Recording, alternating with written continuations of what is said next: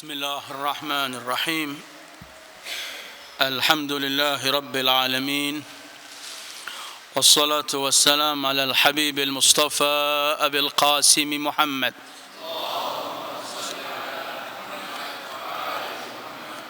اللهم صل على محمد. اللهم صل على محمد وآله الطيبين الطاهرين. ولا حول ولا قوة إلا بالله العلي العظيم. اللهم بحق محمد وآل محمد عليك صل على محمد وآل محمد، وارزقنا ووالدينا وأزواجنا وأولادنا وذرياتنا من بعدنا حب محمد وآل محمد.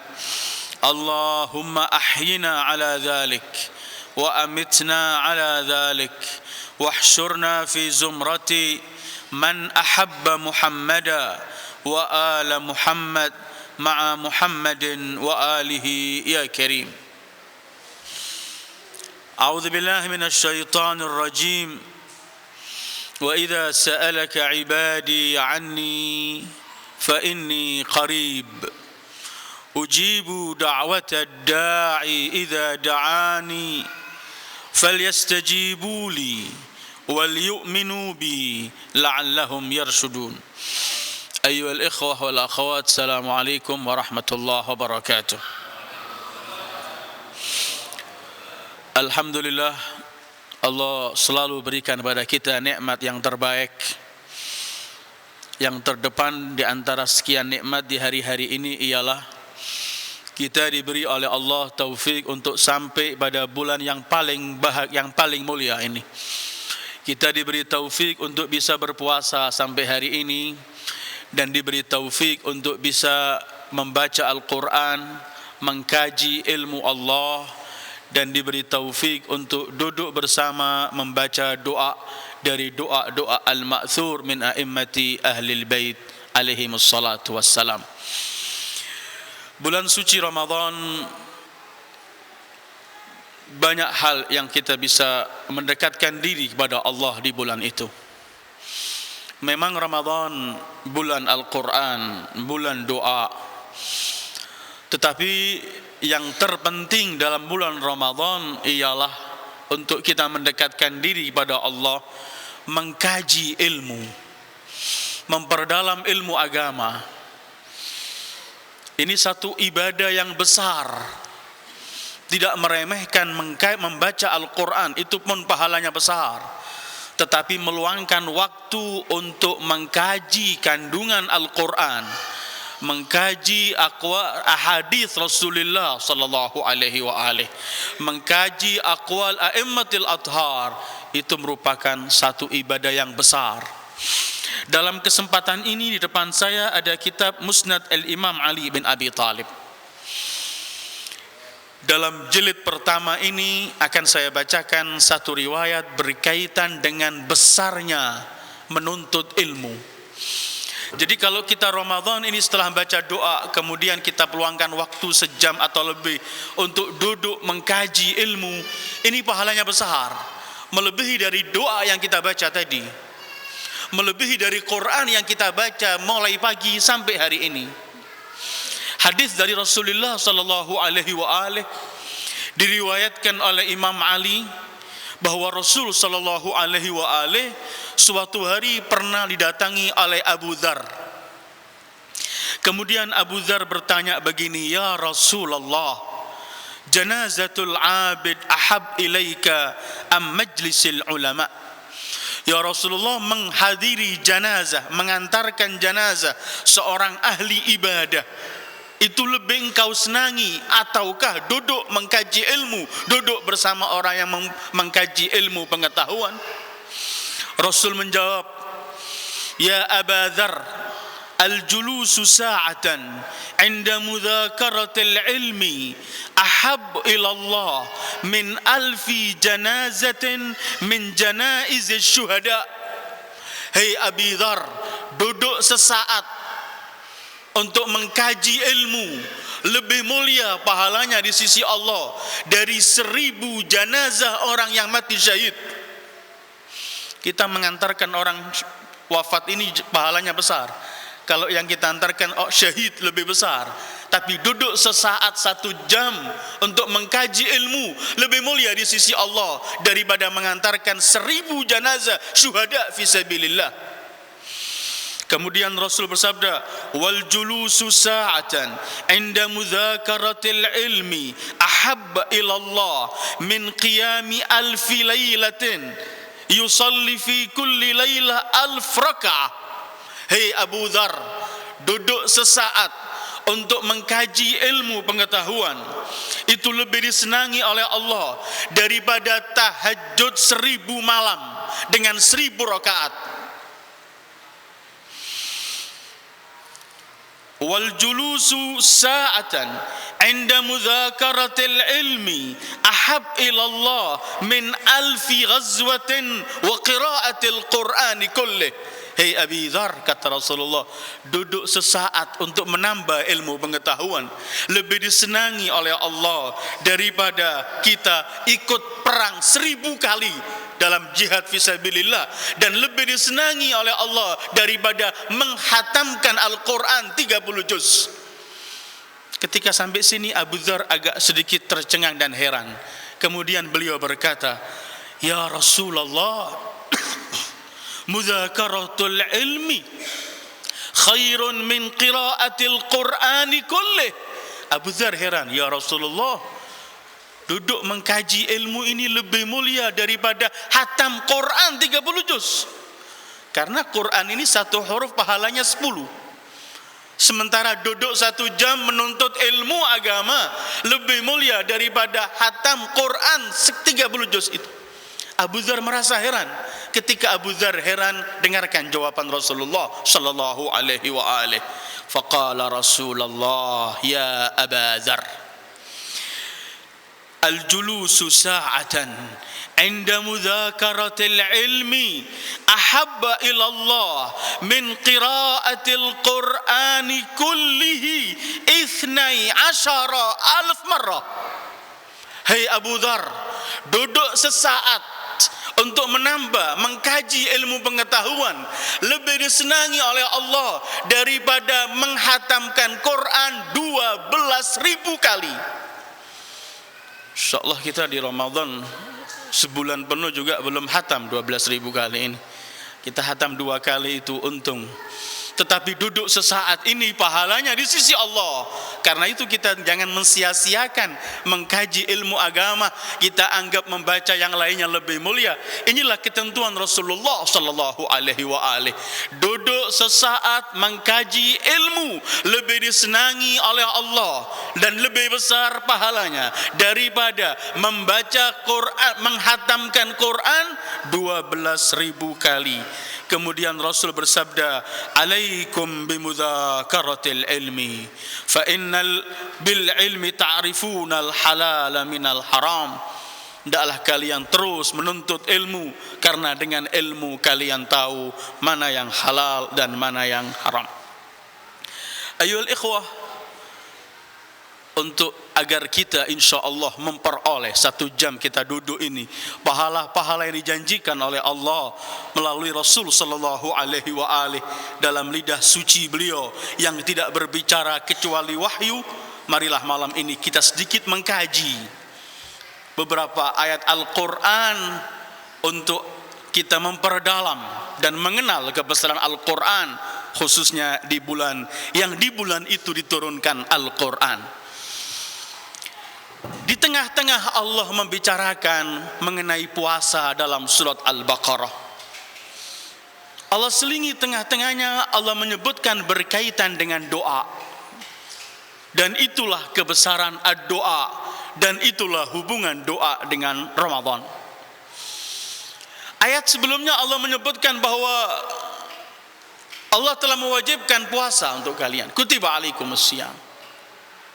Dan ayat berikutnya juga membicarakan mengenai apa yang boleh kita lakukan di malam hari ketika kita puasa. Tapi di tengah-tengah itu ada ayat yang berbunyi, wa idza sa'alaka ibadi anni fa inni qarib ujibu da'watad da'i idza da'ani falyastajibuli wal yu'minu bi la'allahum yarshudun. Ayat ini ayyuhal ikhwah, satu ayat ini tapi menunjukkan kebesaran dari sekian banyak hal yang akan dibahas oleh ayat Al-Quran ini. Ayat ini kalau kita menemukan dalam Al-Quran banyak pertanyaan-pertanyaan yang diajukan oleh kaum mukminin kepada Rasulullah sallallahu alaihi wasallam. Kita akan menemukan jawaban-jawaban untuk itu selalu pakai ada wasitah, penghubung. Artinya Allah memerintahkan Rasul untuk menjawab. Satu contoh, yas'alunaka 'anil khamri wal maisir. Mereka bertanya berkaitan dengan arak, khamr dan maisir, judi.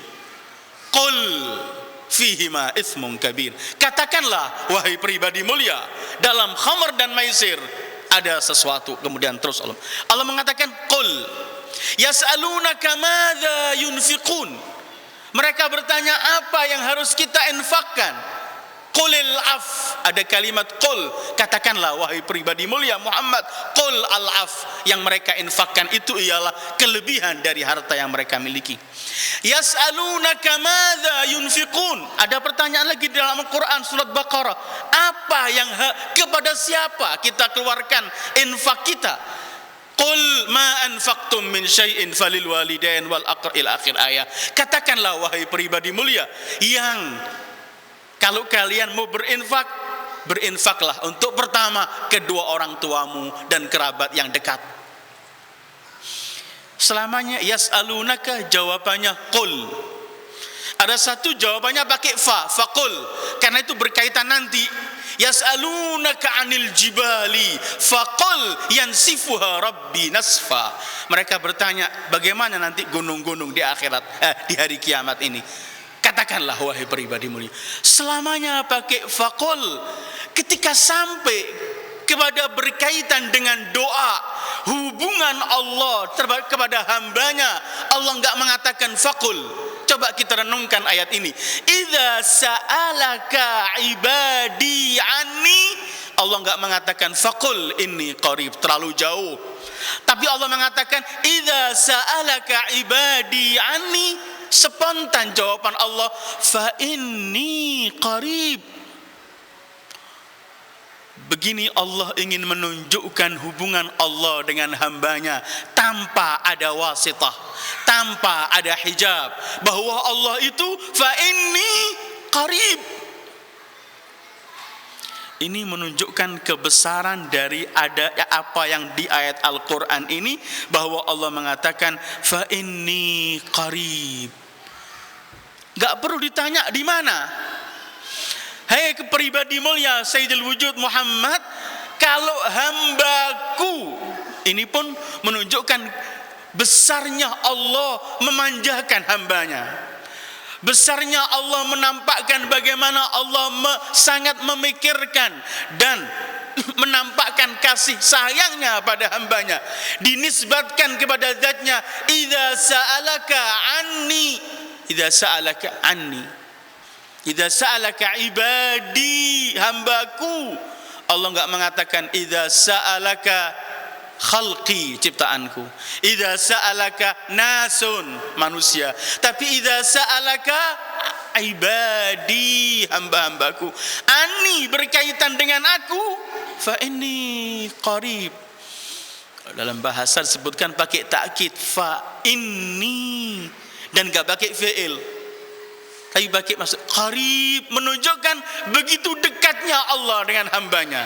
Dekat bukan dekat dalam arti di tempat atau di zaman, tetapi dekatnya Allah dengan hambanya artinya Allah selalu meliputi dan mengetahui dan sangat bisa memisahkan antara hambanya, dia dengan hatinya. Kita bisa menemukan banyak firman Allah berkaitan dengan dekatnya Allah kepada hambanya, ayat-ayat seperti inna rabbi qaribun mujib, innahu sami'un qarib.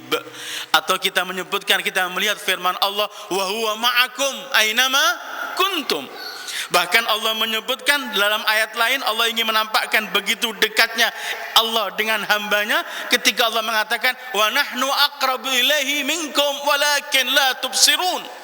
Ada ayat lain aqrab ilaihi min hablil warid.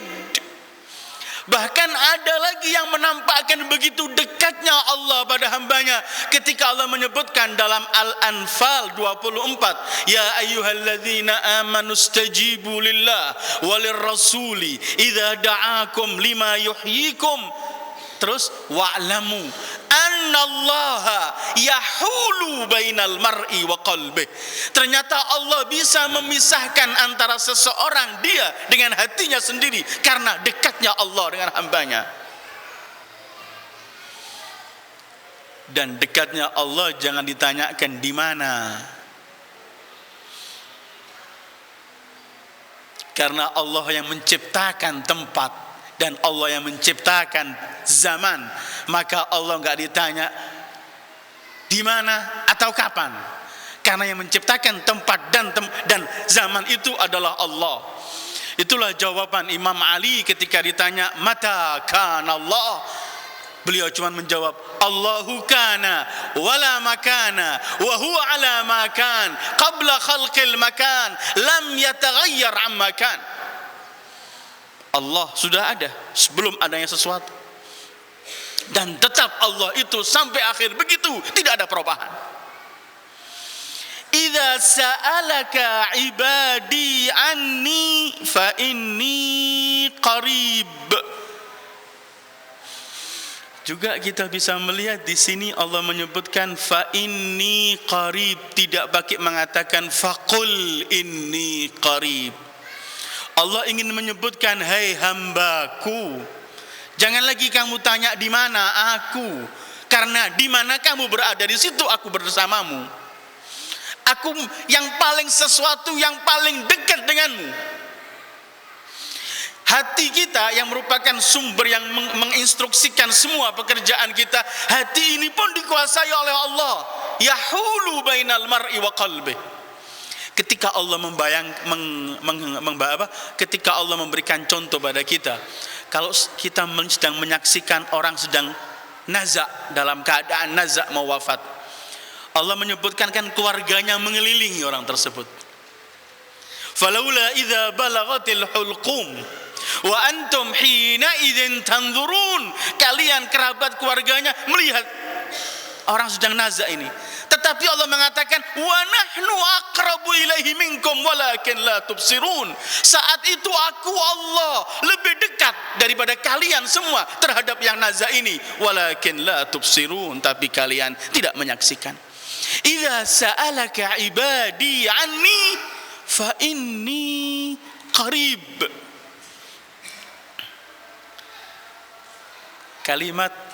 Kalimat fa inni pakai dhamir mutakallim mufrad, itu juga menunjukkan begitu Allah ingin menampakkan dekatnya, dan begitu Allah ingin menampakkan bahwa antara kamu dengan aku tanpa ada batas, wahai hambaku. Begitu Allah ingin menampakkan puncak kasih sayangnya terhadap hamba, sehingga pakai kalimat fa inni. Coba perhatikan Al-Quran. Kalau Allah ingin menampakkan keperkasaannya, kekuatannya, selalu Allah pakai dhamir inna, jamak. Inna nahnu nuhyi wa numit. Seperti kita melihat juga inna nahnu nuhyil mauta wa naktubu ma qaddamu. Inna nahnu anzalnahu fi lailatin mubarak. Inna anzalna. Selamanya Allah kalau ingin menampakkan kekuatannya, keperkasaannya, dhamirnya pakai inna, jamak begini. Tapi ketika ingin menampakkan dekatnya pada hambanya, menampakkan kasih sayangnya kepada hambanya, selalu pakai inni. Idza sa'alaka ibadi anni fa inni. Atau kita bisa melihat kepada surah Thaha, ketika Allah berkata kepada Musa dan Harun setelah mereka berdoa, Allah menyebutkan ketika Allah merintahkan mereka berdua untuk pergi ke istana Fir'aun untuk berdakwah, ketika Allah ingin menampakkan bahwa aku bersama kalian, Allah pakai dhamir mufrad semacam ini, la takhafa innani ma'akuma asma' wa ara. Pergilah kamu wahai Musa dan Harun, aku innani ma'akuma, bersama kalian berdua, asma'u, aku mendengar, wa ara, dan aku melihat apapun yang terjadi kepada kalian, dan apapun yang dibicarakan musuh untuk kalian, ana asma' wa ara. La takhafa idhaba innani la takhafa innani ma'akuma asma'u wa ara.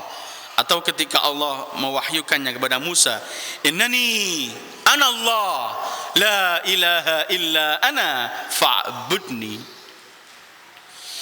Idza sa'alaka, berkaitan puasa dulu untuk ya ayyuhalladzina amanu kaum mukminin. Berkaitan untuk ini Allah langsung memberikan khitab pada Rasul sallallahu alaihi wa alihi.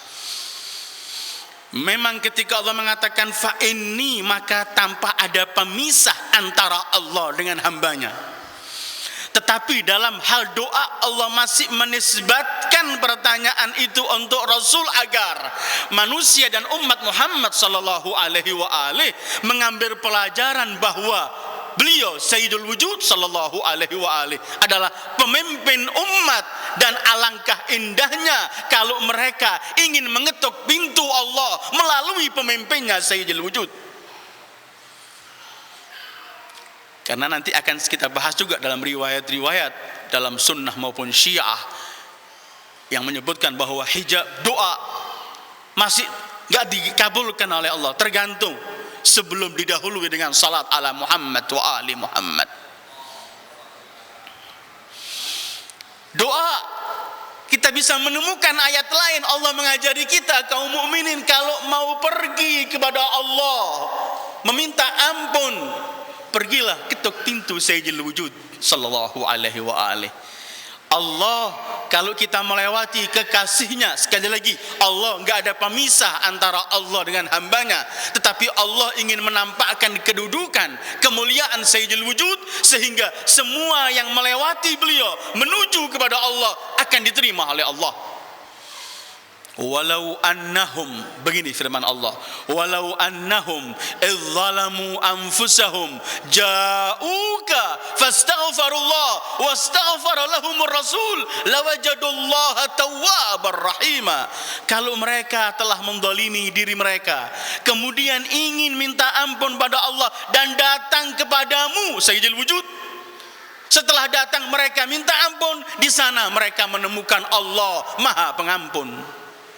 Wa idza sa'alaka ibadi anni fa inni qarib. Ini menunjukkan begitu dekatnya Allah dengan hambanya. Dekat dalam arti semua yang kita lakukan ini tidak pernah akan mampu kita lakukan kalau enggak murni anugerah dan bimbingan dari Allah. Ketika orang ingin lepas dari Allah, saat itu ia hancur. Ini yang disebut oleh Imam Ja'far Shadiq, alimtu annallaha muttali'un alayya fastahyaitu. Aku yakin, aku tahu Allah selalu memerhatikan aku, melihat aku, karena itu fastahyaitu, aku malu, menurut Al-Imam Ja'far Shadiq. فَإِذَا سَأَلَكَ عِبَادِي عَنِّي فَإِنِّي قَرِيبٌ. Terus ujibu da'watad da'i. Setelah Allah menampakkan dekatnya dengan fi'il, dengan dhamir mufradnya, Allah menyebutkan ujibu pakai fi'il mudhari', menunjukkan bahwa terkabulnya doa ini sepanjang kehidupan. Ujib, aku, ujibu, fi'il mudhari' yadullu ala istimrar, tanpa ada berhentinya. Kapanpun kamu doa, fa inni ujibu da'watad da'i, aku kabulkan siapa orang yang doa kepadaku. Ujibu da'watad da'i idza da'ani. Cuman masalahnya di sini, aku mengkabulkan doa orang yang minta kepadaku. Tetapi kalau memang ia minta kepadaku, idza da'ani, Artinya Allah telah jamin, pasti aku kabulkan doamu. Tetapi kalau iya, da'ani, mohon kepadaku. Apa kalimat setelah ujibu da'wata da'i mutlak? Allah sebutkan embelan akhirnya idza da'ani. Tapi syarat kalau dia memang mohon kepadaku. Adakah kita berdoa tapi enggak minta pada Allah sehingga Allah enggak kabulkan doa kita? Banyak ayyuhal ikhwah. Banyak. Coba kita perhatikan ayat ini, Allah menjamin pasti mengkabulkan doa asal kita mohon pada Allah. Ayat ini memberikan kepada kita syarat doa. Kadang-kadang kita lihat berat. Kalimat idza da'ani artinya kalau memohon kepadaku. Kita sering berdoa kepada Allah, tapi di benak kita masih ada selain Allah. Itu kita belum berdoa kepada Allah, sehingga kita sulit untuk mencari dan menuntut Allah. Kenapa enggak dikabulkan doa kita? Ada orang minta kekaya sama Allah, tapi di benak dia yang diingat orang kaya di desanya atau di kampungnya. Ada orang minta sesuatu karena dalam kesulitan, tapi yang ketika ia mohon kepada Allah, tapi di benak dia ada orang yang mungkin punya kenalan sekian banyak yang bisa menyelesaikan. Allah mengatakan idza da'ani. Lah kalau enggak meminta Allah, maka enggak ada kewajiban Allah mengkabulkan doanya. Anda memanggil nama orang yang bukan namanya, dia enggak patut untuk mengiyakan atau mengatakan iya apa, enggak. Karena yang kita panggil bukan Allah. Ayat ini idza da'ani, kalau memohon kepadaku. Terus nanti kita akan bahas syarat-syaratnya. Saya masih bicarakan kebesaran ayat ini dulu. Kemudian Allah menyebutkan falyastajibuli sebagai syarat kedua. Hendaklah mereka juga menyahuti apa yang kuminta kepada mereka. Aku akan berikan apa saja yang kalian minta, tapi kalian juga sahutilah dan patuhilah apa yang kuminta untuk kalian. Allah ini minta dari kita apa? Simpel saja.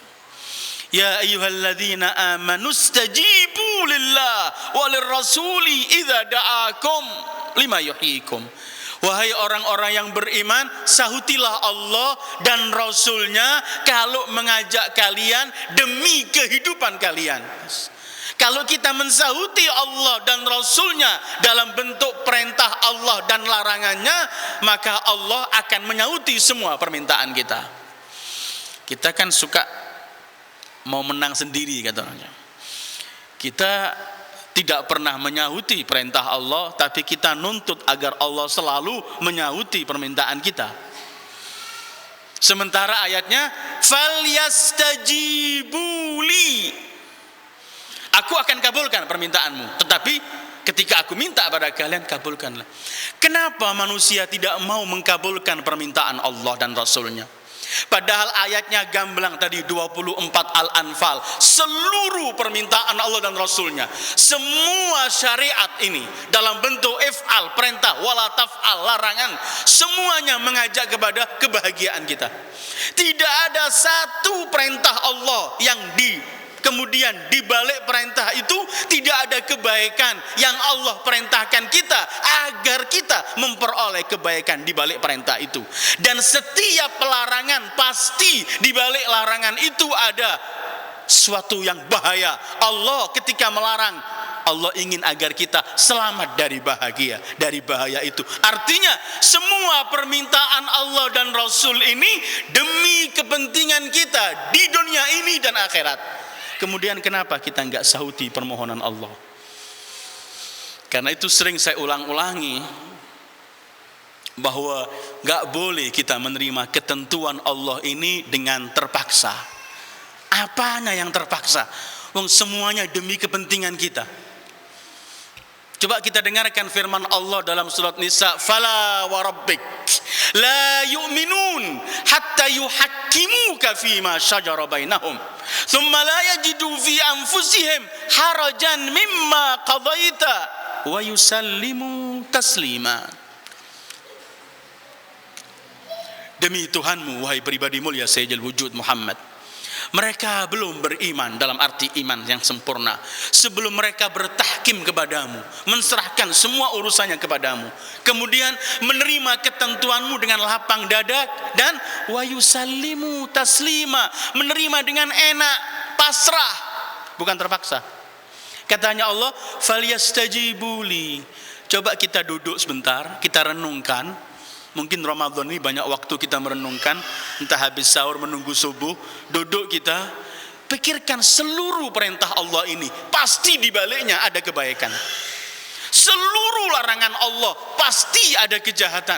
Artinya ketika Allah berkata lakukan dan jangan lakukan, itu murni berangkat dari Rahman Rahim Allah ingin memberikan manfaat pada hambanya untuk melaksanakan perintah dan menyelamatkan hambanya dari madharrah untuk meninggalkan larangannya. Murni. Idza sa'alaka ibadi anni fa inni qarib ujibu da'watad da'i idza da'ani falyastajibuli wal yu'minu bi. Ya Allah, dhamirnya semua Allah gunakan mufrad satu. Idza sa'alaka ibadi satu. Anni fa inni qarib, terus ujibu da'watad da'i idza da'ani falyastajibuli wal yu'minu bi.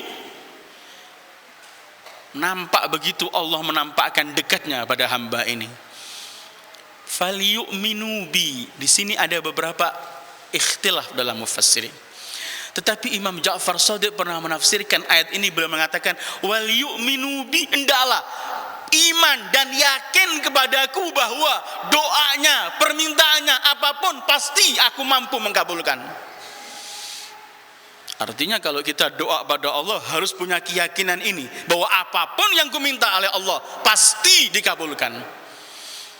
Akhir ayat ini la'allahum yarsudun, agar mereka memperoleh bimbingan, memperoleh kebimbingan untuk menuju kepada Allah. Ternyata untuk memperoleh rasyad menuju kepada Allah, salah satunya ialah dengan jalan doa agar sampai kepada Allah. Ayyuhal ikhwah, ayat ini di tengah-tengah ayat berkaitan dengan puasa. Jadi ayat sebelumnya berkaitan puasa, ayat setelahnya berkaitan puasa, di tengah-tengahnya ini Allah menunjukkan begini kebesarannya berkaitan dengan doa dan dekatnya Allah dengan hambanya. Coba kita sedikit membicarakan doa. Orang ini kadang-kadang menganggap doa itu hal yang nomor dua lah, hal yang bukan prinsip. Kalau aku masih bisa melakukan sesuatu, ada apa pakai doa? Orang kadang-kadang menganggap doa itu hal yang sudah, kalau sudah mentok gak bisa, baru doa. Padahal doa itu bukan begitu. Doa itu punya peran dahsyat dalam kehidupan kita, yang tanpa doa kita akan menjadi orang yang paling cepat putus asa. Dan manusia yang putus asa, manusia yang paling dibenci oleh Allah. Iya, Allah memang menjadikan alam ini ada undang-undangnya dalam alam asbab musabbab. Kita mengambil seluruh usaha kita, baru kita yakini di balik usaha ini kita bisa yakin. Tapi berapa kali segala telah kita tata, telah kita atur mengikuti alam sebab musabbab, ternyata tidak sampai pada tujuan. Banyak hal yang di atas meja hitungannya semua genah, ketika di lapangan ternyata berbeda semuanya. Sebab dan bekalnya telah kita tata serapi mungkin, tetapi ternyata hasil dan tidaknya bukan hanya di balik apa yang kita lakukan itu. Karena itu kemudian orang-orang yang tidak kenal hubungan dengan Allah, yaitu doa, banyak orang frustasi dan putus asa, dan akhirnya banyak mengakhiri kehidupannya dengan bunuh diri karena ia anggap bahwa semua jalan sudah ia lakukan, tapi Tapi kenapa masih ada yang tidak menjadikan dia berhasil? Tetapi untuk seorang muslim tidak pernah begitu, karena dari berangkat pertama awal sebelum mengambil asbab dan musabbab tadi itu, dia sudah dahului pasrah dengan Allah. Kemudian dia meyakini bahwa Allah tidak pernah enggak mengabulkan doanya kalau baik untuk dirinya. Maka orang mukmin enggak pernah putus asa. Karena itu Allah menyebutkan orang yang putus asa itu cuma orang kafir. Wala ya'asu min rahmati rabbih illa dhallun, orang sesat. Ayat lain illal kafirun, orang kafir. Tapi orang mukmin yang masih kenal doa, mengembalikan semua urusan kepada Allah, maka orang itu punya tali penghubung dengan Allah. Dengan tali ini tidak pernah kenal putus asa. Putus asa tidak ada, karena ada pegangannya Allah. Jadi doa ini punya peran. Segala sesuatu dalam kehidupan kita ini punya peran dalam kehidupan kita. Peran air dalam kehidupan kita amat besar, sehingga tanpa air enggak pernah ada wujud dan kehidupan ini. Wa ja'alna minal ma'i kulla syai'in hayy. Dan segala sesuatu, ternyata doa itu begitu perannya dalam kehidupan kita. Sehingga, karena kalau kita berbicara doa, pasti kita akan langsung spontan ingat kepada Sayyidul Sajjadin, Zainul Abidin As-Sajjad alaihi salam, pelopor doa Ahlul Bait, yang mempunyai sahifah Sajjadi. Kalau doa itu kita anggap hal-hal yang terakhir, maka nanti mungkin kita anggap benak kita Imam Sajjad ini sudah enggak punya peran dalam kehidupannya, ya terpaksa akhirnya pergi ke mihrab terus baca doa itu saja. Kalau ini yang kita anggap, kita punya kesalahan besar kepada Imam Sajjad dan kesalahan besar kepada Islam kita ini. Tetapi Imam Sajjad ketika merangkum semua doa ini, bukan berarti doa ini adalah pelarian karena hal yang real pasti nggak bisa tercapai. Bukan. Justru Imam Sajjad ingin mengarahkan kepada kita bahwa semua yang kita lakukan dalam kehidupan kita ini, yang telah kita ambil persiapan semaksimal mungkin, tidak pernah akan sampai pada tujuan yang kita inginkan kalau nggak dibarengi dengan doa ini. Karena itu, walhamdulillah, inda a'immatu ahlil bait, kita ini diajari doa berkaitan apa saja ada. Doa mau perang, doa mau ketemu orang yang zalim, doa mencari rezeki, doa bayar utang, doa menjatuhkan orang. Segala macam doa telah diajarkan oleh a'immatul athhar. Artinya dari yang terkecil sampai yang paling besar tidak ada ketinggalan. Dan itulah peran doa dalam kehidupan kita. Karena kalau doa itu kita, sampai Imam Ja'far dalam hadis Rasulullah sallallahu alaihi wa alihi meriwayatkan, sampai kalau sandalmu pedot, mintalah kepada Allah tali sandal itu, sya'asna alik. Artinya apa? Ternyata tidak ada dalam alam wujud ini yang bisa menentukan dan menyampaikan kita kepada yang kita harapkan kecuali Allah. Adakah makhluk lebih mulia dari Sayyidil Wujud sallallahu alaihi wa alihi? Adakah makhluk yang lebih memiliki semua keutamaan melebihi Sayyidil Wujud? Allah telah berikan kepada beliau segala sesuatu. Melihat di belakang seperti beliau melihat di depan. Apapun dalam kehidupan beliau diberi oleh Allah. Pohon-pohon, batu-batu mengucapkan salam pada beliau. Kerikil-kerikil bertasbih di tangan beliau dan semua orang dengar. Kalau Musa harus memukul dengan tongkatnya ke batu untuk mengeluarkan air, Sayyidil Wujud cukup dengan tangannya dan keluarlah air. Segala sesuatu telah Allah berikan kepada beliau. Tetapi baca Al-Quran. Ketika Rasulullah berhadapan dengan Allah, Rasul menampakkan dirinya satu makhluk yang tidak memiliki apapun dalam kehidupannya. Qul la amliku li nafsi naf'an wala dharran illa masya. Aku adalah hamba yang enggak bisa memiliki sekecil apapun manfaat untuk diriku, sekecil apapun menolak madarat untuk diriku. Semuanya hanya dari Allah. Kalau yang memiliki segala sesuatu begini hubungannya dengan Allah, adakah kemudian makhluk selain Rasulullah yang merasa tidak perlu berdoa kepada Allah dan menganggap doa itu kalau sudah kepepet saja, kalau belum kepepet nggak perlu berdoa?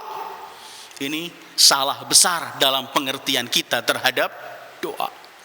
Artinya kita diminta oleh Allah pagi, kalau kita mau kerja, mau ketemu apa, kita juga mohon pada Allah, ya Allah, hari ini saya mau ketemu fulan, saya mengerjakan ini, ya Allah, tidak bisa menyelesaikan urusan kecuali Engkau, maka bantulah aku, berangkatlah. Itu yang diinginkan oleh Allah, hubungan kita dengan Allah. Fa inni qarib. Karena ketika kita mengandalkan kemampuan kita, lobby kita, nego kita, kalau kita mengandalkan itu saja, nanti kita akan melihat kegagalan kita di lapangan. Tidak ada sekecil apapun dan sebesar apapun, kecuali semuanya terjadi adalah illa ayyasha Allah Rabbul Alamin. Maka penghubung dengan Allah adalah doa. Karena itu kemudian doa itu lebih afdal daripada membaca Al-Quran. Karena apa? Karena Allah dalam Al-Quran mengancam orang yang tidak berdoa berarti sombong di hadapan Allah. Karena doa itu kan menampakkan bahwa kita ini sangat butuh kepada Allah.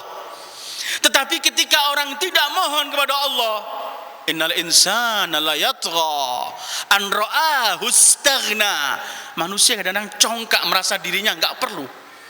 Coba kita dengarkan firman Allah dalam surat Al-Mu'min atau Ghafir ayat 60, yang dalam ayat ini Allah menunjukkan bahwa yang tidak berdoa kepada Allah berarti makhluk yang congkak, dan orang makhluk congkak itu makhluk yang paling dibenci oleh Allah. Ada makhluk paling terkutuk di hadapan Allah ketika ia menampakkan kecongkaannya, yaitu iblis.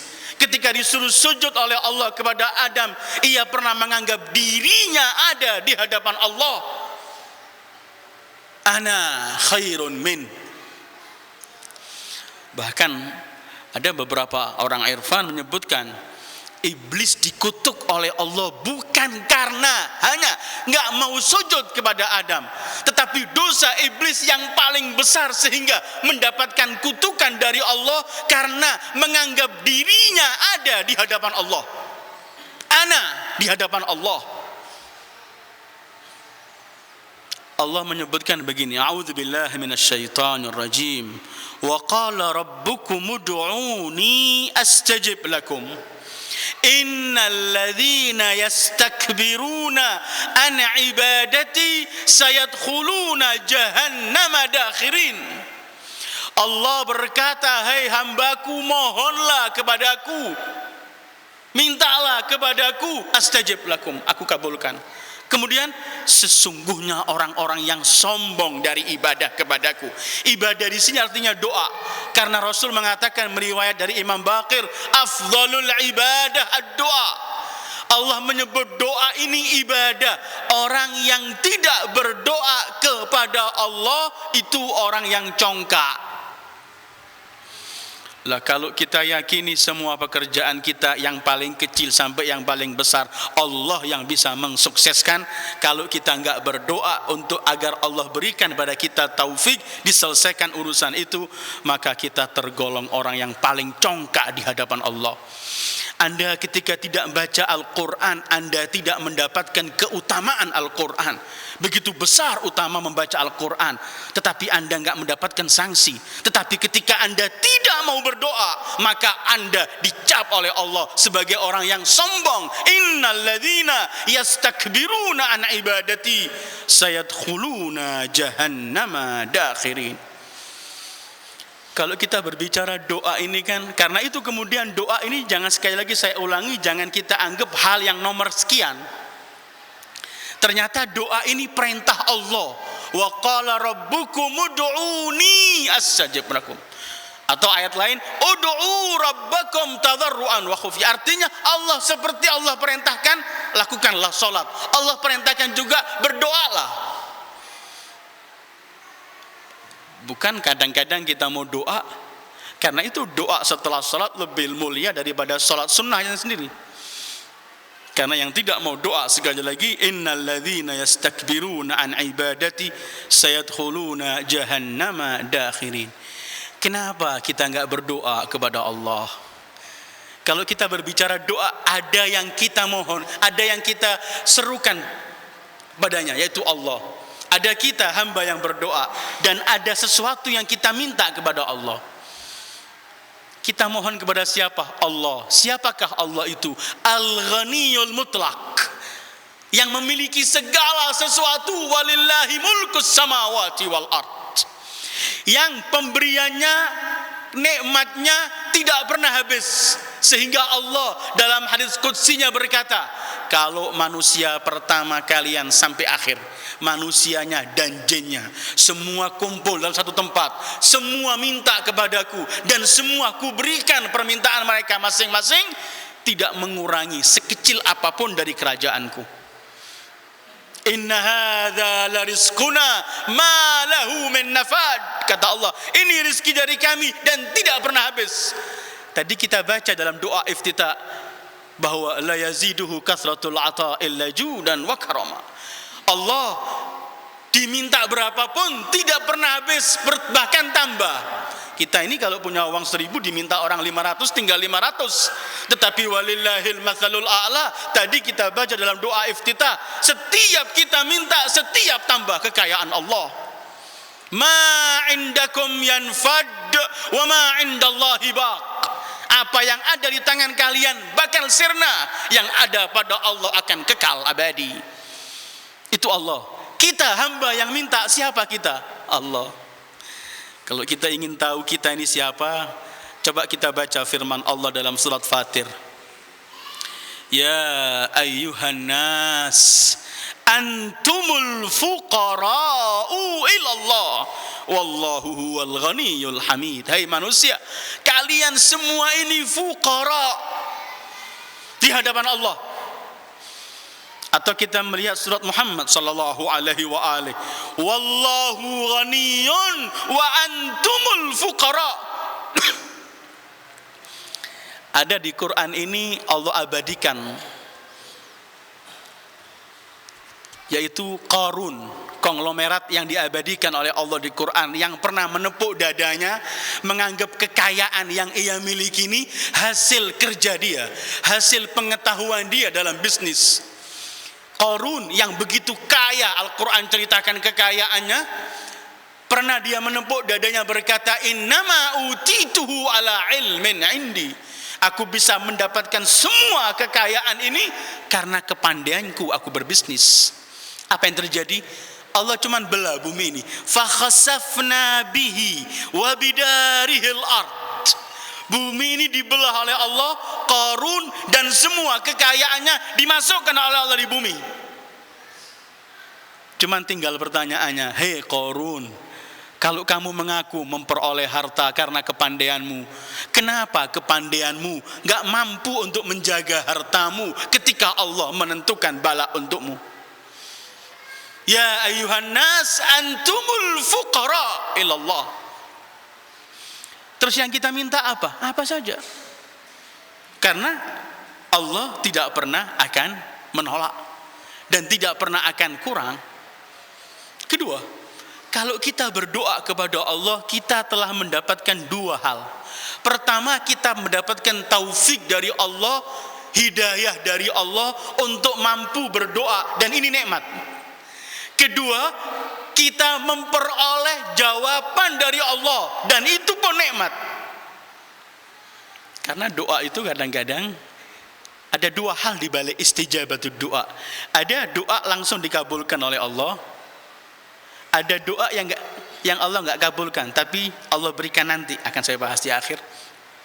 Tapi dalam dua hal kita mendapatkan keuntungan.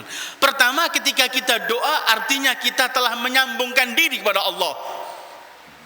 Kedua, Allah telah mendekatkan diri juga kepada hambanya. Kita telah mendapatkan dua hal. Kita dekat dengan cara doa, Allah juga mendekatkan diri, mendekatkan zatnya kepada kita dengan qabulnya. Karena kita nggak mampu angkat tangan doa ini kalau nggak Allah yang menggerakkan hati kita. Karena itu doa taufiqut ta'ah itu kan di awalnya Allahumma rzuqna taufiqat ta'ah. Karena tidak ada sesuatu tanpa taufik dan bimbingan dari Allah.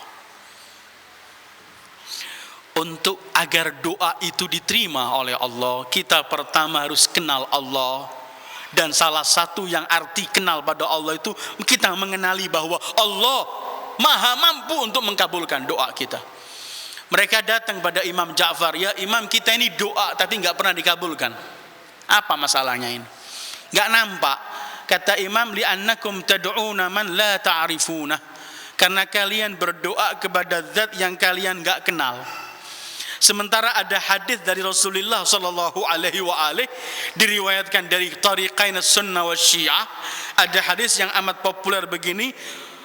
An Mu'adz bin Jabal an Rasulillah sallallahu alaihi wa alihi qal law araftumullah haqqa ma'rifatih lazalat lidu'aikum aljibal. Kalau kalian mengenal Allah sebenar-benar arti mengenal Allah, maka gunung-gunung ini pindah dari tempatnya karena doa kalian. Memindahkan gunung ini pun mampu. Karena hakikatan seorang mukmin kan lebih kuat dari gunung. Begitu menurut Imam Ja'far Shadiq. Al-jibal tazul wa la yazulu imanu al-mu'min. Kedua, kita harus juga yakin bahwa Allah dekat pada kita. Selain itu, doa kedua harus ada husnudzan billah. Ketika kita doa, hendaklah kita punya husnudzan bahwa Allah mengabulkan doaku. Itulah sabda Rasulullah sallallahu alaihi wa alihi, ud'ullaha wa antum muqinuna bil ijabah. Doalah kepada Allah dan antum yakin bahwa Allah mengkabulkan doa kalian. Jangan kita doa, Allah kasih apa enggak saya ini, ragu-ragu. La. Karena Allah berfirman dalam hadits qudsinya, ana 'inda dhanni 'abdi bi fala yadhunna bi illa khaira. Aku ada pada sangka hambaku, karena itu hambaku jangan bersangka kepadaku kecuali baik. Ketiga, ini yang penting sekali dalam doa yang saya katakan di awal tadi. Doa yang syarat doa ketiga ialah berdoalah kepada Allah dengan keadaan terpaksa, dalam arti tidak ada lagi yang kita harapkan kecuali Allah. Jangan tadi itu, ini dalam masuk idza da'ani, hanya murni kepada Allah. Ada hadis an Rasulullah sallallahu alaihi wa alihi diriwayatkan dari Imam Ja'far Shadiq. Beliau pernah bersabda begini, idza arada ahadukum an la yas'ala rabbahu syai'an illa a'tahu falyay'as minan nasi kullihim. Kalau di antara kalian ketika mohon kepada Allah kemudian semua permohonannya dikabulkan oleh Allah, maka syaratnya hendaklah ia putus asa dengan apa yang ada di manusia ini. Mungkin dalam kehidupan kita pernah, kita doa sudah putus semua hubungan. Sampai kita menangis, mencucurkan air mata. Itu yang kata Imam Ja'far Shadiq, dunaka dunak. Kalau hatimu sudah melembut dan air matamu telah turun, teruskan dakwamu dan doamu. Inilah tempat kabul. Karena apa? Karena kita sudah enggak mengharapkan orang lain. Jangan kita berdoa tapi di benak kita ada orang lain. Allahu ghayur, Allah itu cemburu kalau kita masih mengandalkan selainnya. Falyai'as minan nasi kullihim, hendaklah dia putus asa dari manusia semuanya. Baru nanti Allah akan mengkabulkan doanya seperti firman Allah, amman yujibul muttarra idza da'ah wa yakshifus su'. Tapi tadi kita baca di dalam doa al-iftitah, kadang-kadang kita ini mungkin bertanya kepada Allah, Ya Allah, kadang-kadang kita ini doa kok enggak dikabulkan doa kita. Sementara janji Allah, ud'uni astajib lakum. Janji Allah, ujibu da'watad da'i. Ada beberapa hal ayyuhal ikhwah. Kadang-kadang kita ini doa, kita anggap yang kita minta ini baik, tetapi pengetahuan kita terhadap sesuatu itu keliru. Allah Maha mengetahui yang kamu minta ini bahaya, wahai hambaku. Maka Allah tidak memberikan permintaan itu, tapi dialihkan untuk pemberian yang lain, karena Allah Maha mengetahui. Dalam surat Yunus surat Isra Allah pernah menggambarkan ada makhluk ini berdoa kepada Allah, sebenarnya yang dia minta itu keji, tetapi karena tidak faham dia terhadap kekejian itu, dia doa. Wa yad'ul insanu bisyarri du'aahu bil khair. Manusia minta kehancuran pada dirinya, tapi dia enggak tahu, dia anggap ini kebaikan. Satu contoh. Kalau kita seorang ayah, walillahil matsalul a'la. Allah sebenarnya sulit untuk dibawa contoh. Kalau kita seorang ayah, anak kita minta pistol dari kita. Pistol. Dan kita sebagai ayah bukan satu, memberikan dia 10 pun mampu membelikan. Tetapi ketika kita enggak memberikan, kita tahu pistol ini pada anak seusia ini akan membahayakan dirinya, membahayakan orang lain. Ketika seorang ayah enggak memberikan permintaan anaknya ini, bukan seorang ayah ini pelit kepada anaknya atau enggak menghargai permintaan anaknya, tetapi karena ayahnya lebih mengetahui bahwa yang dia minta ini bukan kebaikan untuk dirinya, tetapi bahaya. Maha suci Allah untuk membuat contoh. Banyak kita mohon kepada Allah, tetapi Allah enggak kabulkan, bukan karena Allah enggak memberikan, tetapi kalau diberikan itu berbahaya untuk kehidupan kita, sementara kita enggak tahu itu. Karena itu berkabar gembiralah wahai yang berdoa, pasti Allah mengabulkan doa. Imma ta'jil, dicepatkan oleh Allah. Imma ta'jil, diakhirkan di akhirat. Imma tabdil, diganti oleh Allah permohonan itu. Ini salah, aku berikan yang lain. Ada hadis yang saya tulis di sini dari Rasulullah sallallahu alaihi wa alihi, bahwa Rasulullah menyebutkan semua doa itu oleh Allah dikabulkan. An Rasulullah sallallahu alaihi wa alihi, ad-du'a mukhul ibadah, wa ma min mu'minin yad'u Allah illa istajaba lahu, imma yu'ajjal lahu fid dunya aw yu'ajjal lahu fil akhirah, wa imma an yukaffar min dhunubihi biqadri ma da'a ma lam yad'u bima'tham. Kata Rasulullah, doa itu intinya ibadah, dan setiap orang mukmin doa pada Allah pasti dikabulkan oleh Allah. Mungkin langsung diberi oleh Allah permintaannya. Kita minta sesuatu diberi oleh Allah, dicepatkan. Atau kedua, yu'ajjal, diundurkan untuk akhirat. Karena Allah Maha mengetahui kalau ini diberikan di dunia, dia berbahaya, tidak akan memperoleh sesuatu di akhirat, maka diletakkan oleh Allah pemberiannya di akhirat. Seperti Imam Sajjad kalau mengajari kita doa minta kaya. Wa ajri min asbabil halali arzaqi wa waffiq min abwabil fi abwabil birri infaqi wa ma zawaita anni min mata'id dunyal faniyah fadkharhu li fi khazainikal baqiyah. Ya Allah, jalankan rizki, curahkan rizki halalmu untukku, bimbing aku untuk mengeluarkan rizki ini di jalan yang baik, dan apapun permintaanku terhadap dunia yang fana kamu enggak berikan, sisihkan untukku di akhirat nanti, tetap dapat. Imma didahulukan, imma ditunda oleh Allah, wa imma diganti oleh Allah. Doa itu karena enggak layak diberi, diganti untuk mengampuni, menghapus dosa kita. Kita doa, tapi yang kita minta enggak dapat, tetapi oleh Allah dihapus dosa kita. Artinya doa itu pasti ada jawabannya dari Allah. Cuman kita jangan sering protes kalau kita enggak memperoleh jawaban langsung. Sebelum saya akhiri, ada hadis riwayat saya kutip ini dari Mizan jilid 2. Al-Allamah Tabatabai, Mizan jilid 2, bisa dirujuk kembali di sana. Hadisnya berkaitan dengan orang yang sering berdoa, tapi kadang-kadang enggak menampak Allah mengkabulkan doanya. Satu contoh, kita berdoa kepada orang yang zalim, tetapi doa itu sekian lama kita mohon kepada Allah, Allah enggak nampak sama sekali mengabulkan doa itu. Ada satu firman Allah di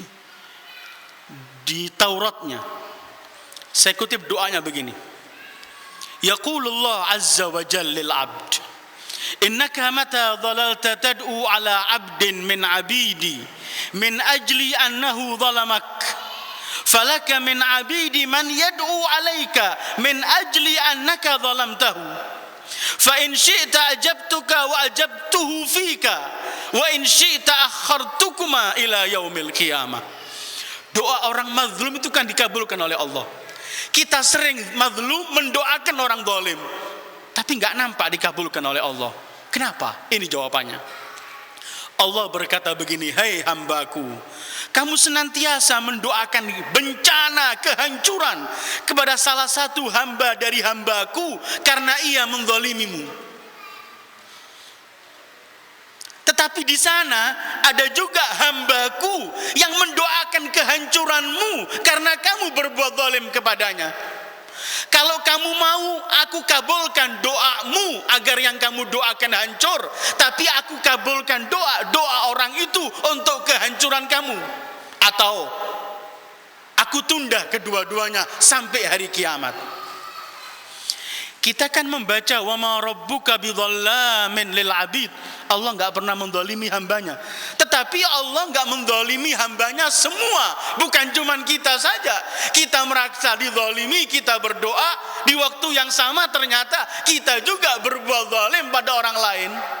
Kalau kita minta doa kita agar dikabulkan, Allah juga akan mengabulkan doa orang itu yang menghancurkan kita. Kadang-kadang kita merasa protes juga sama Allah. Katanya doa mazlum diterima. Saya mazlum ya Rabb. Tapi di waktu yang sama kita juga zalim. Maka itu lebih baik kita mengoreksi diri. Sudahkah kita tidak berbuat zalim sehingga kita ketika mohon kepada Allah agar Allah juga mengkabulkan doa kita. Ada hal yang belum saya sampaikan berkaitan dengan doa, bahwa dalam riwayat-riwayat Ahlul Bait alaihimussalatu wassalam disebutkan ada beberapa hal yang harus kita lakukan ketika kita ingin berdoa kepada Allah. Karena doa itu bukan hanya langsung mohon. Ada perbedaan antara ad-doa dan as-su'al. Doa itu ialah usaha kita untuk mengambil perhatian dulu dari yang kita akan ajak berbicara, agar mendengarkan dulu apa yang akan kita sampaikan. Kalau disebut dalam bahasa Arab al-iltifat, kita minta orang yang akan kita ajak bicara itu mau mendengarkan terlebih dahulu. Setelah ia siap mendengarkan, baru kita ungkapkan apa permintaan kita. Walillahil matsalul a'la. Kita mungkin sering kalau datang kepada seseorang ingin memohon sesuatu, meminta bantuan, kita tidak langsung datang kita ungkapkan bantuannya. Pasti kita akan minta orang itu mau menyisihkan waktunya, pendengarannya, mendengarkan dulu keluhan kita. Setelah ia siap mendengarkan, baru kita sampaikan keluhan kita. Dan doa itu semacam itu kepada Allah. Karena itu kita menemukan sifat-sifat Allah yang sering kita sebut dalam doa, innahu sami'un mujib, innahu sami'un qarib. Allah mendengarkan, bukan hanya sekedar mendengarkan, tetapi mendengarkan dan kemudian menyelesaikan dan memberi apa yang kita perlukan saat kita telah minta beliau, telah kita minta agar Allah mendengarkan. Ketika kita menyampaikan, Allah akan mengkabulkan, bahwa Allah zat yang sami, bukan hanya mendengar, tetapi mendengar kemudian menyelesaikan apa keperluan dan yang kita mohon. Karena itu ada beberapa riwayat disebutkan berkaitan dengan cara kita berdoa. Dari Al-Kafi, dari Al-Imam Abi Abdullah Al-Imam Ja'far As-Sadiq alaihi salam, beliau dalam mengomentari firman Allah, ud'uni astajib lakum, ada seseorang datang kepada beliau kemudian berkata, Wahai cucu Rasul sallallahu alaihi wa alihi, nad'u wa la nara ijabah. Sering kita mohon kepada Allah, tapi kita enggak melihat Allah mengkabulkan doa kita. Imam Ja'far berkata kepadanya, afatarallah azza wa jalla akhlafa wa'dah? Apakah kamu kira Allah akan mengingkari janjinya? Janji Allah, ud'uni astajib lakum. Orang itu berkata, kami sering berdoa, tetapi kita enggak melihat Allah mengkabulkan doanya. Kata Imam Ja'far, apakah kamu kira Allah akan mengingkari janjinya? Kata dia, la. Famimma dzalik, kalau kamu yakini Allah enggak mengingkari janjinya, dari apa kiranya doa itu enggak diterima? Kata Imam. Kata orang itu, la adri, aku tidak tahu, wahai cucu Rasul sallallahu alaihi wa alihi. Qala al-imam, lakinni ukhbiruk, tapi aku akan beritahu kepadamu kenapa itu terjadi. Kemudian Imam Ja'far mengatakan begini, man ata'a Allah azza wa jal fima amarah thumma da'ahu min jihati du'a ajabahu. Siapa orang yang taat kepada Allah, kemudian ketika ingin memohon kepada Allah melalui jalan yang harus ia lalui, pasti akan dikabulkan doanya. Orang itu berkata, wa ma jihatud du'a, apa jalur dan jalan yang harus dilewati untuk memohon kepada Allah? Qal, jawab Imam Ja'far, tabda tahmadullah wa tadhkur ni'amahu indak, thumma tashkuruhu, thumma tusalli ala nabi sallallahu alaihi wa alihi, thumma tadhkuru dhunubak fatuqirru biha, thumma tastaghfiru minha, fahadha jihatud du'a. Ini beliau mengajari cara kita berdoa. Begini kata beliau, pertama, kamu puji Allah terlebih dahulu. Kemudian kamu ingat nikmat-nikmat Allah yang Allah berikan kepadamu. Kemudian kamu mensyukuri semua nikmat itu. Kemudian kamu bersalawat kepada Muhammad wa ali Muhammad. Kemudian kamu ingat dosa-dosamu dan kamu akui dosa itu di hadapan Allah, dan kemudian kamu mohon ampun kepada Allah atas dosa itu. Inilah kata Imam, fahadha jihatud du'a, ini jalur untuk memulai mohon doa kepada Allah. Coba kita lihat doa-doa a'immah ahlul bait. Kita tadi baca doa iftitah, dari mulai awal sampai akhir memuji Allah, mensyukuri nikmat-nikmat Allah, mengakui dosa kita. Kemudian baru saja juga kita baca doa kumail, semua pengakuan kepada Allah berkaitan dengan nikmat-nikmat yang Allah berikan, kemudian pengakuan dosa dan kita mohon ampun atas dosa-dosa itu. Bahkan dalam doa kumail yang baru kita baca, kita mohon ampun kepada Allah dari dosa alladzi tahbisud doa. Ya Allah, ampuni dosaku yang suka menghalang doaku. Kemudian bersalawat kepada Muhammad wa ali Muhammad. Doa yang tidak diselingi didahului dengan salawat, enggak diselingi dengan salawat, tidak akan naik kepada Allah subhanahu wa ta'ala. Kita lihat doa ahlul bait, sekian baris wa salli ala Muhammad wa ali Muhammad. Sekian baris lagi kita menemukan langsung salawat. Karena itu untuk mengetuk pintu Allah harus melalui Habibullah. Karena itu inilah Imam Ja'far mengajari untuk cara kita berdoa, memuji Allah, menyebut-nyebut nikmat Allah, mensyukuri nikmat Allah, bersalawat kepada Rasulullah, kemudian mengingat dosa-dosa kita dan mengakui dosa itu, dan terakhir mohon ampun kepada Allah dari dosa tersebut. Hadis kedua dari Amirul Mukminin Ali bin Abi Thalib. Beliau bersabda, "Idza kana laka ila Allah subhanahu wa ta'ala hajah, fabda bi mas'alati salati 'ala nabi sallallahu alaihi wa alihi, thumma sal hajatak, fa inna Allah akram min an yus'al hajatain fayaqdi ihdahuma wa yamna'ul ukhra." Kata Imam Ali, kalau kamu ingin berdoa kepada Allah, memohon sesuatu dari keperluan dan hajatmu, maka dahului ya doamu itu dengan bersalawat kepada Muhammad wa ali Muhammad, bersalawat kepada Rasul sallallahu alaihi wa ali. Setelah itu mohonlah kepada Allah, karena ini Imam Ali, karena Allah Maha Mulia untuk hambanya menyampaikan dua permintaan, yang satu diterima dan yang satu ditolak. Maha Mulia Allah, pasti diterima kedua-duanya. Salawat tidak pernah ditolak oleh Allah. Setiap kita bersalawat pasti diterima. Kalau setelah salawat yang pasti diterima, kita ikuti doa, pasti kedua-duanya diterima. Karena Allah akram, maha mulia untuk menerima salah satu dan menolak salah satunya. Karena itu kemudian doa harus kita dahului dan kita terus masukkan dalam doa kita untuk bersalawat kepada Rasul sallallahu alaihi wasallam. Ayat yang kita baca sebelum ini, walau annahum idzalamu anfusahum ja'uka fastaghfirullah wastaghfara lahumur rasul lawajadullaha tawwabar rahima. Kalau mereka menzalimi diri mereka, berbuat dosa, kemudian datang kepadamu wahai pribadi mulia sallallahu alaihi wasallam, dan kemudian mohon ampun dan engkau mohonkan ampun, mereka akan dikabulkan oleh Allah dan mereka akan menemukan Allah Ghafuran Rahima. Karena itu dalam hadis yang lain Imam Ali menyebutkan, innal madhata qabla al mas'alah, memuji Allah sebelum memohon, kata beliau.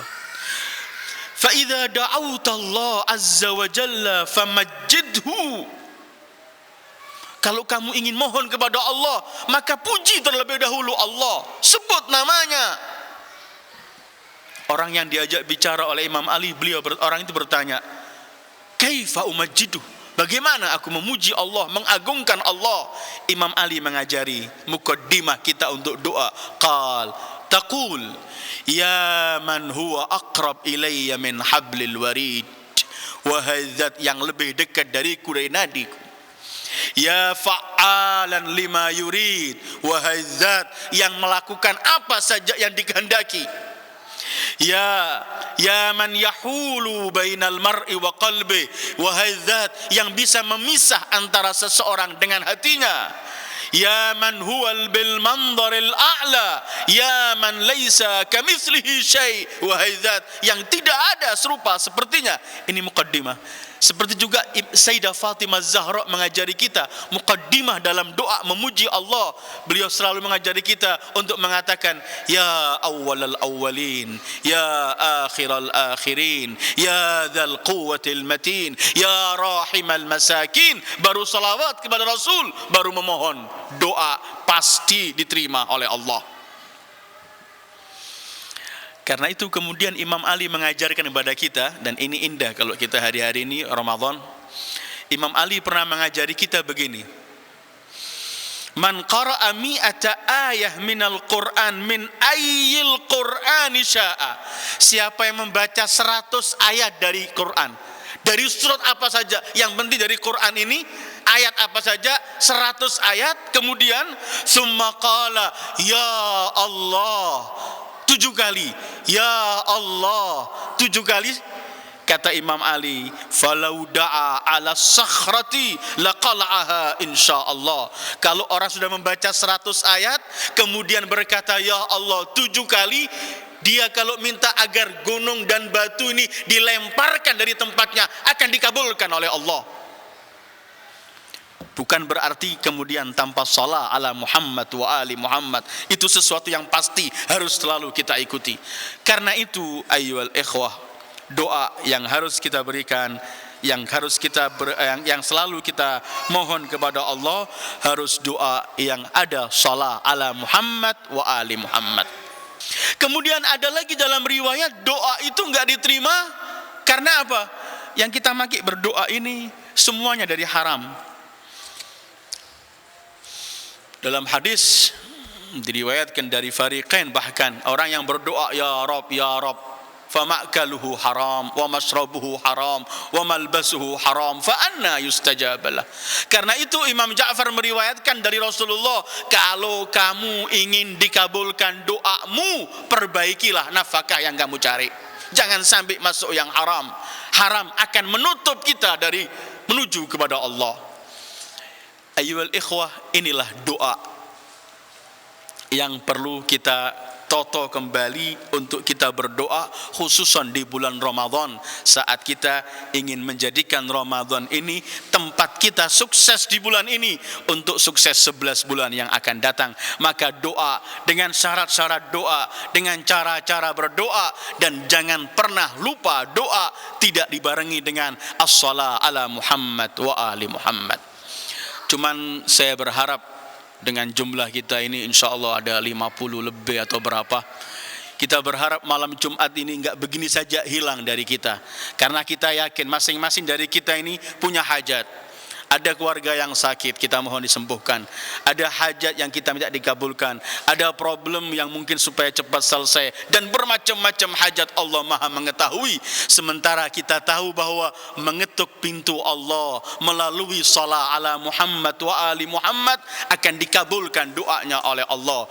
Mari kita akhiri pertemuan kita ini, kita salawat bareng-bareng 14 kali dengan bilangan maksumin. Dan kemudian kita hadiahkan salawat ini untuk al-maksumin dengan harapan semua dosa kita diampuni oleh Allah, dengan harapan hajah kita dikabulkan oleh Allah, dengan harapan yang sakit dari kita disembuhkan oleh Allah, dengan harapan yang mempunyai hajat dan kepentingan dan problem dilapangkan oleh Allah. Dan kelima dan yang paling penting, mudah-mudahan kita tetap dijadikan orang-orang yang mencintai Muhammadun wa ali Muhammad, hidup bersama mereka, mati bersama mereka, dan kelak masuk surga di belakang mereka. Maka itu kita mulai, kita akan baca bersama-sama as-salah ala Muhammad wa ali Muhammad 14 kali. Allahumma salli ala Muhammad wa ali Muhammad. Allahumma salli ala Muhammad wa ali Muhammad. Allahumma salli ala Muhammad wa ali Muhammad. Allahumma salli ala Muhammad wa ali Muhammad. Allahumma salli ala Muhammad wa ali Muhammad. Allahumma salli ala Muhammad wa ali Muhammad. Allahumma salli ala Muhammad wa ali Muhammad. Allahumma salli على محمد وآل محمد. اللهم صل على محمد وآل محمد. اللهم صل على محمد وآل محمد. اللهم صل على محمد وآل محمد. اللهم صل على محمد وآل محمد. اللهم صل على محمد وآل محمد. اللهم صل على محمد وآل محمد. والسلام عليكم ورحمة الله وبركاته.